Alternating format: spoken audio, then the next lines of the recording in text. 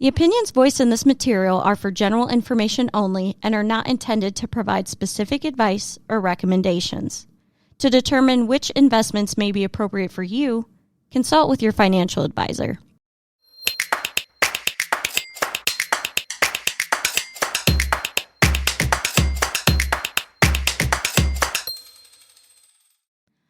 Are you contributing to a 401k? A 2024 retirement security survey found 59% of workers wrongly believed they were contributing to a 401k retirement plan. So what are these accounts and what do you need to know when it comes to saving for your retirement? Joining me today is Cynthia Pruhm of SIS Financial Group.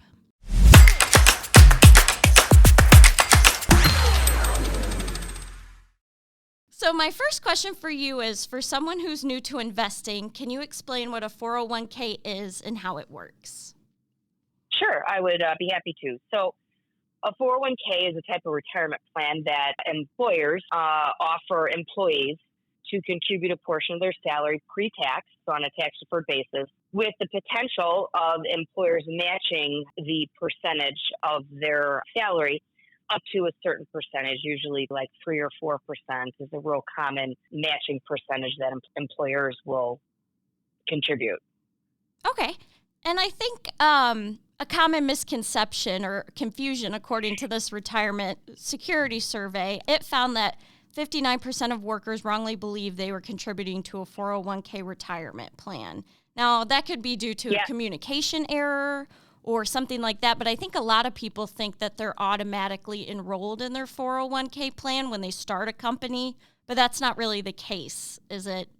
No, it's not. And I'm actually shocked to hear you say that almost 60% of, people surveyed think that they're already enrolled in a 401k and they're not. So I think that, in addition to the points that you had brought up, I think that has to do with a communication error, on both the employer's part and the employee's part. We have a 401k with our company, and employees are eligible after 1 year continued service.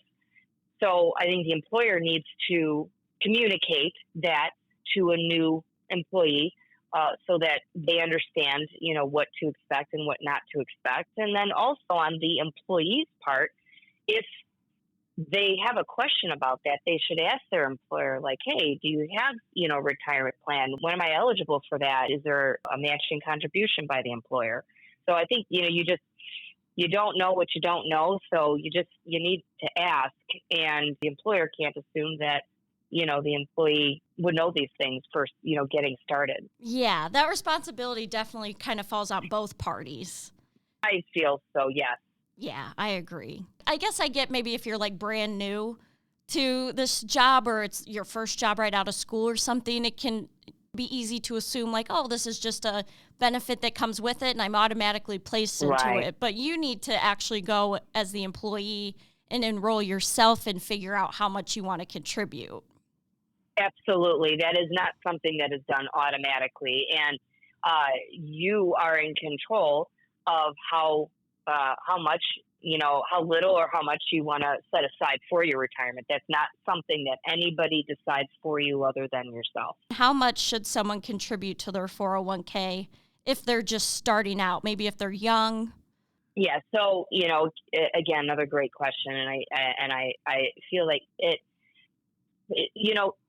people that are younger may not, think that retirement is very important to them at the time because it's so far away. Whereas, people that are, maybe 10, 20 years from retirement, it might be a little bit more important to them. But what I always recommend to my clients is at least start small.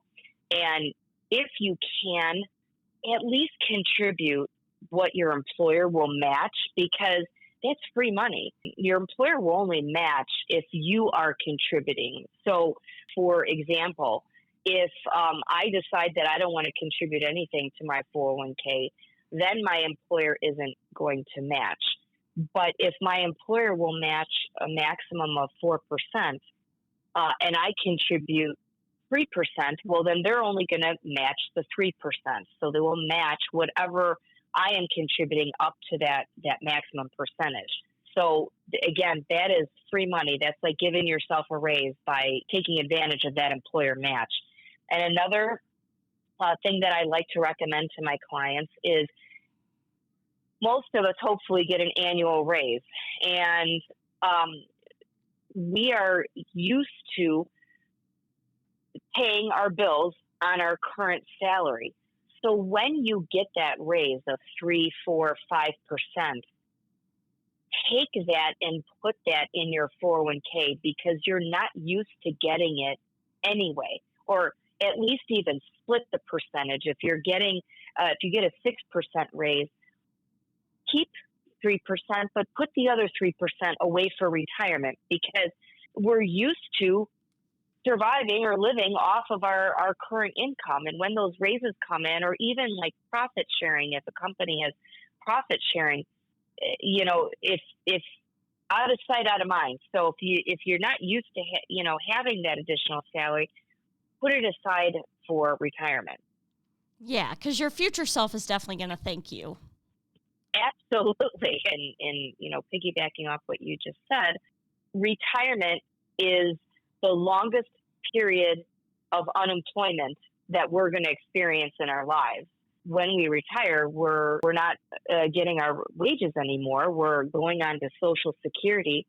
Some of us, unfortunately not enough, but some of us will have a pension, but that is becoming something that is a lot more rare these days. So your income, for most people, their income is going down in retirement. So saving, for retirement for that longest period of unemployment is something that you definitely want to start planning for sooner than later. Now, let's say maybe an employer doesn't offer a match. Should you still contribute to the 401k even if they're not matching you?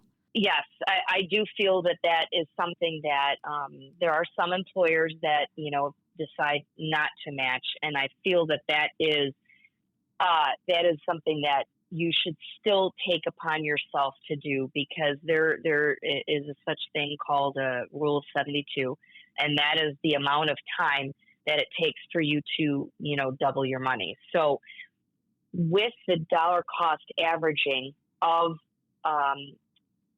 those contributions, going in, twice a month or, every 2 weeks, you're getting the benefit of getting in at different price points of the stock market, which what has shown is that dollar cost averaging is the best way to get a decent rate of return on your retirement portfolio. So just because your employer doesn't match, that doesn't mean that it's not a good time to make contributions on your own. For a lot of people, they have to worry about tax brackets, and that raise could maybe bump you into another tax bracket. So if you're setting money aside pre-tax, that could keep you in a lower tax bracket.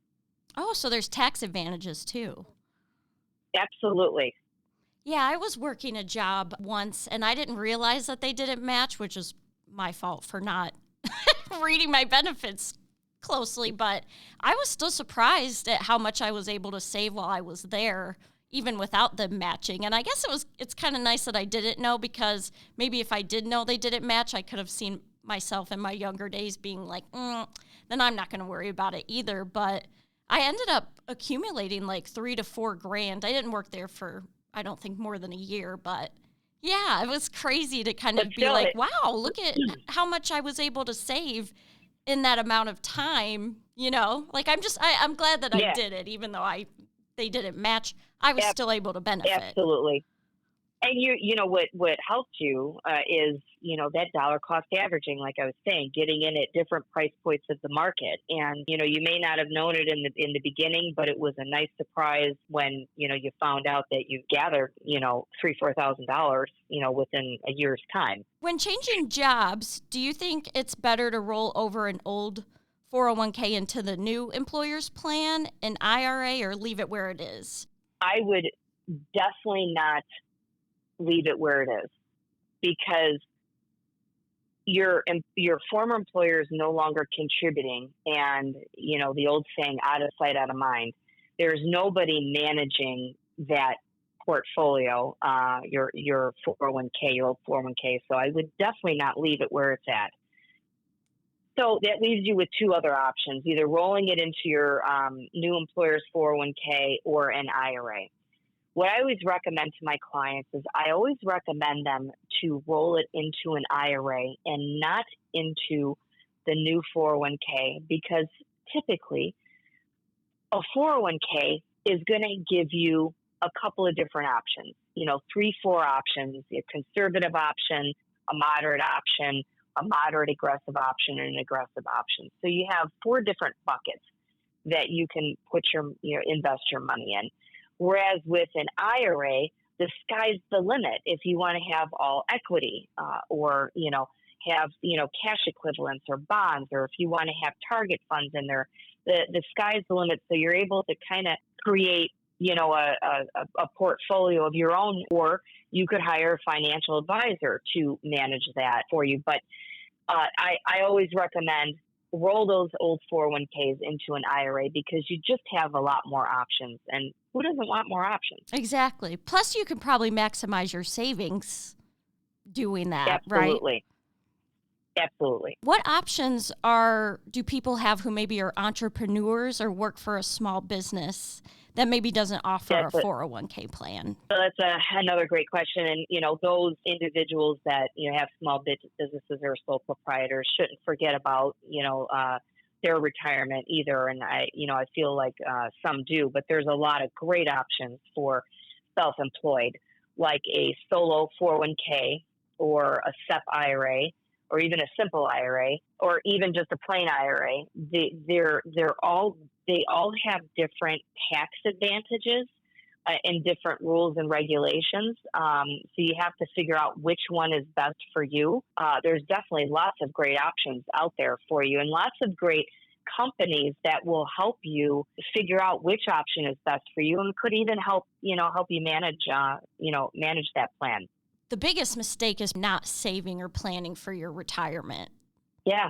I unfortunately meet with a lot of people that will be getting ready to retire, and maybe they're retiring at a bad time in the stock market, and they have to go back to work. Or maybe, they run the risk of running out of money. And then what happens? So, what I've found is people don't plan to fail. They fail to plan. And,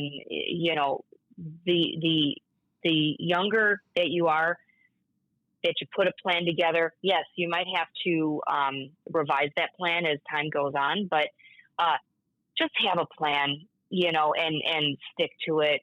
It is not the best thing to know that you're, close to that retirement, finish line.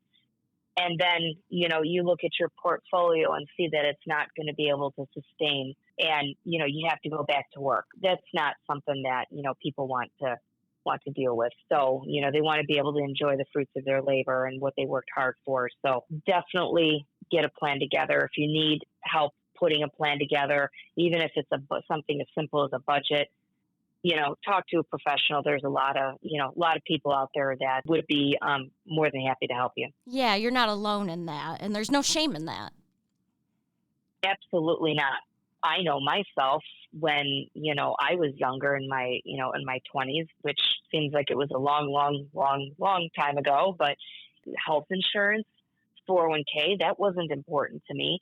But I had a father that was a very good businessman, and he taught me at a young age to start saving for retirement. And I'm so happy that he did, because when I thought that something that was so far away that I couldn't even really see or touch or feel or care about, my father instilled in us that it's important to, plan for the future, because you can't count on Social Security to be there. It's of course something that we all work hard for, we all contribute to, and we all hope that it's there. But you want to take your own retirement in your own hands.